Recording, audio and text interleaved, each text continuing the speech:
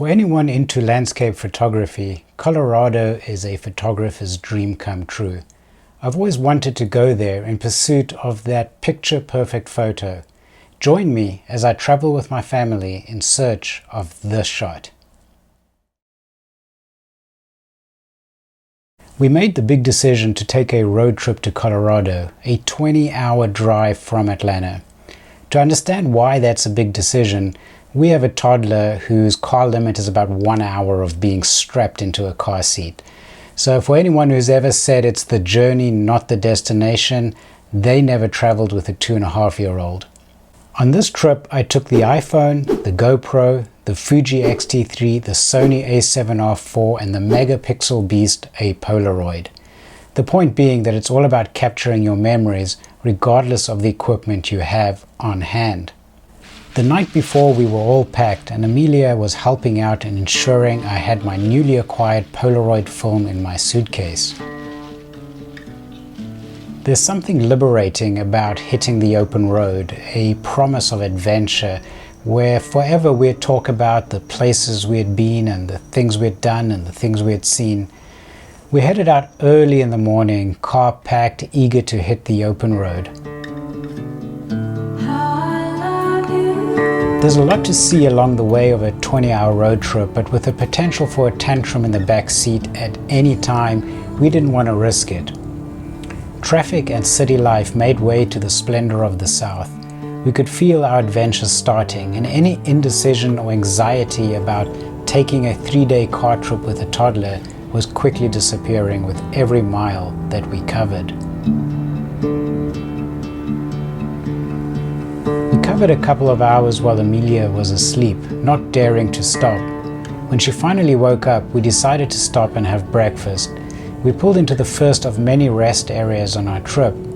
Rest areas turned out to be a great opportunity to grab that megapixel beast, the Polaroid, and capture the moment. The nostalgic qualities of the Polaroid instantly transported us back into the 60s. I half expected to pass motels proudly proclaiming they have color TV and to see other families in old station wagons barreling down the highway on that rite of passage every parent endures, the family road trip. Driving through Chattanooga, we headed to Nashville, where it was time for another stop. Lo and behold, they have a full-size replica of the Parthenon. The Parthenon in Nashville is the world's only exact size and detail replica of the original temple in Athens, Greece. The Parthenon in Athens was carved out of marble, and it took the Greeks approximately 10 years to construct that building, and that was in 438 BC. Nashville's Parthenon was created from brick, stone, and structural reinforced concrete, and it took the city of Nashville nearly 10 years to rebuild or to build their Parthenon. St. Louis, Missouri was our designated stop for the night. We couldn't risk pushing past 8 hours with a toddler in the back seat. Now, as an aspiring YouTuber, I shouldn't risk alienating any subscribers, so if you're from St. Louis, please fast forward for the next 15 seconds of this video. Frankly, we didn't care too much for St. Louis. The roads going into the city were in terrible condition. It was kind of dirty and the type of place you probably wouldn't want to find yourself at night. To be fair, one shouldn't really judge a place based on the downtown area, but that's all we saw. We had booked tickets for the zoo, and we arrived 15 minutes before closing time, and the guy at the gate just wouldn't let us in.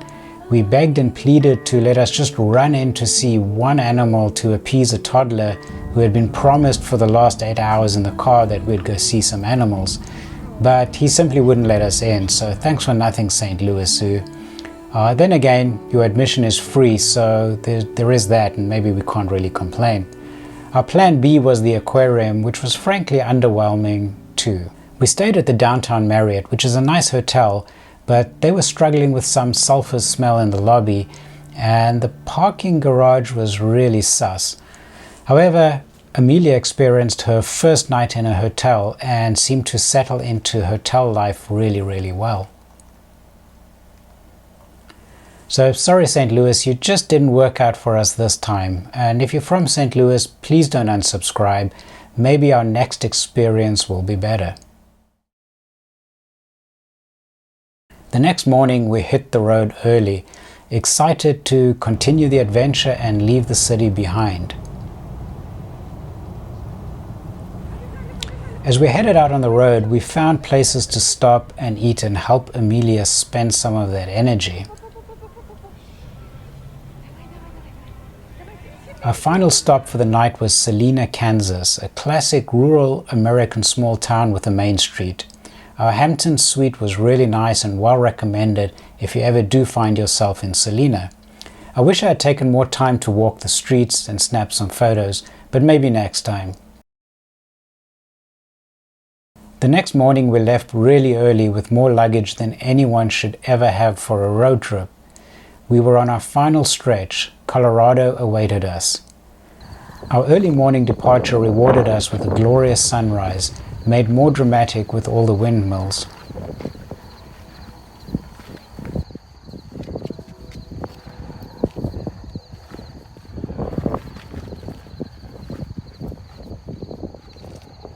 We finally made it to Colorado and had lunch before we could check into our Airbnb. We were just so happy that we had arrived.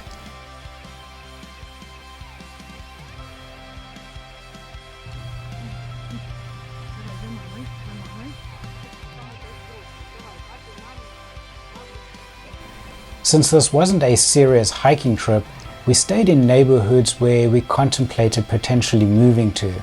Highlands Ranch was our first day, and thanks to Daniel's Park, I had opportunities for some nice sunset photos. The handy Photo Pools app showed what time the sun was setting behind the mountains, and I couldn't pass up this opportunity. On one evening we headed to a lookout spot, and despite being attacked by bees, I stuck it out. It was worth it. It was quite spectacular how the sun drenched over the mountain.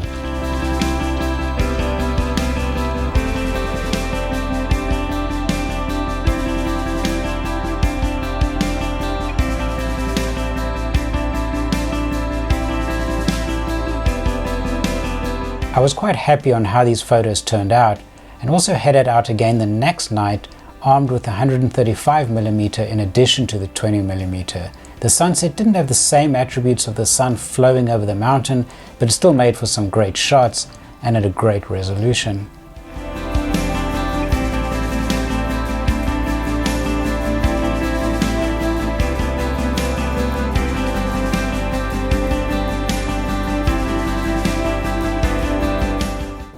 I also wanted to shoot this barn.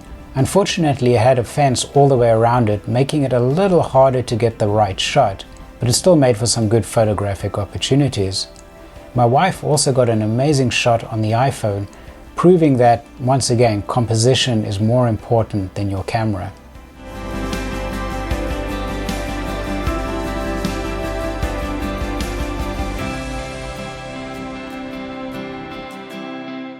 From Highlands Ranch, we made our way to Erie, which put Boulder and Rocky Mountain National Park a short drive away.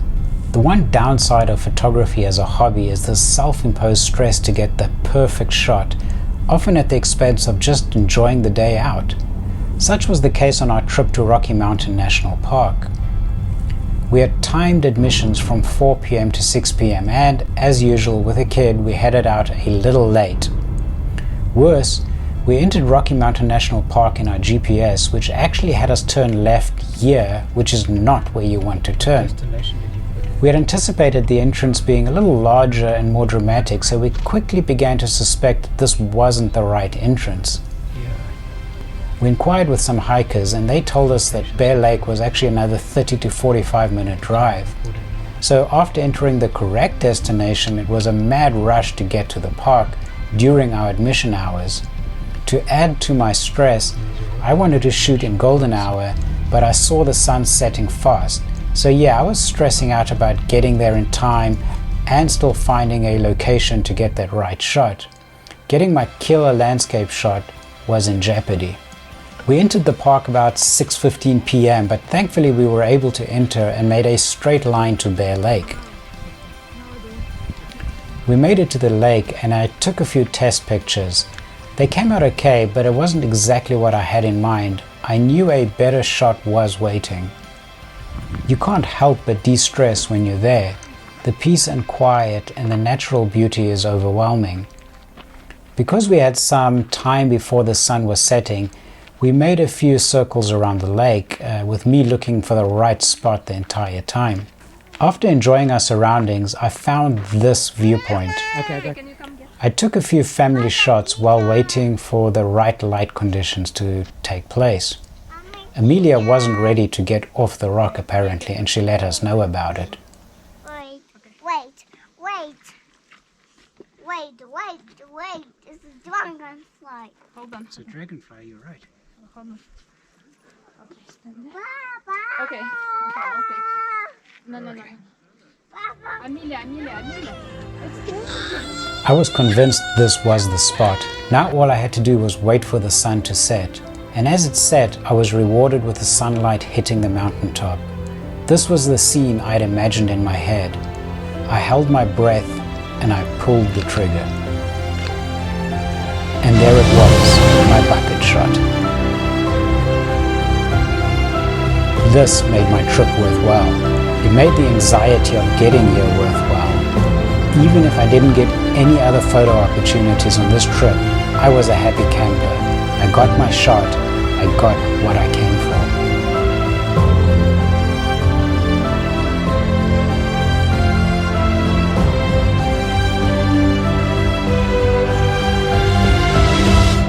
The next day we headed out to see Boulder.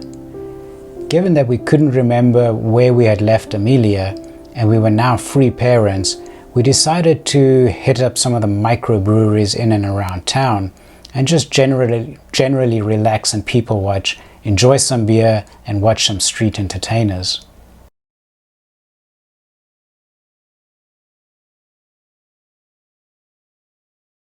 The next day we spontaneously decided to go to Brainerd Lake. While we didn't have admission tickets for the lake, the park ranger was really nice at the gate and he was kind enough to let us quickly pull in to use the restrooms. While the family were using the restrooms, I took the opportunity to jump out of the car and run down to the edge of the lake to take a shot. As I was walking in the tall grass, I had visions of being bitten by a rattlesnake, all in the name of trying to get a photo. I actually heard something move in the grass and decided this was about as close as I was going to get. I had no desire to film myself being airlifted out, given I only have less than 1,000 subscribers. If you want to see me endanger my life in the future, please consider subscribing.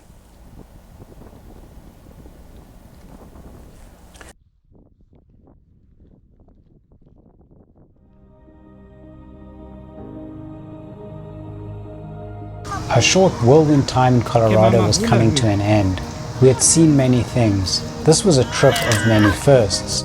The first time we had been away since the start of the pandemic. The first time Amelia had been on a road trip. And the first time that my wife was spotted in the kitchen cooking dinner. Our suitcases were packed and we had one final walk before we had to say goodbye to Colorado.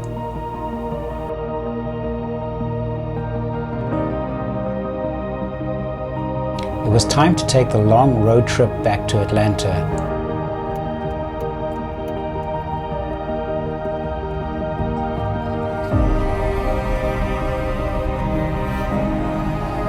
At one point I was so bored I used the Fuji to take a picture of the Polaroid and the Polaroid to take a picture of the Fuji. I still managed to grab a few shots on the different rest areas on the route back.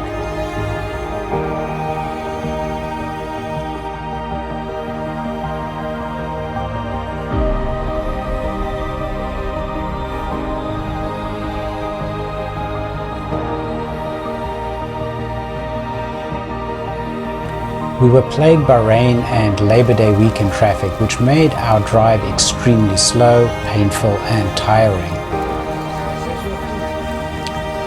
But finally our destination drew nearer and our trip was officially coming to an end. There was a quote in the office where Andy Bernard said, "I wish there was a way to know you're in the good old days before you've actually left them." As we drove into the final stretch of our journey, as tiring as some aspects of it were, I couldn't help but think of the places we had gone, the things we had done and the family we had been. Perhaps these are the good old days.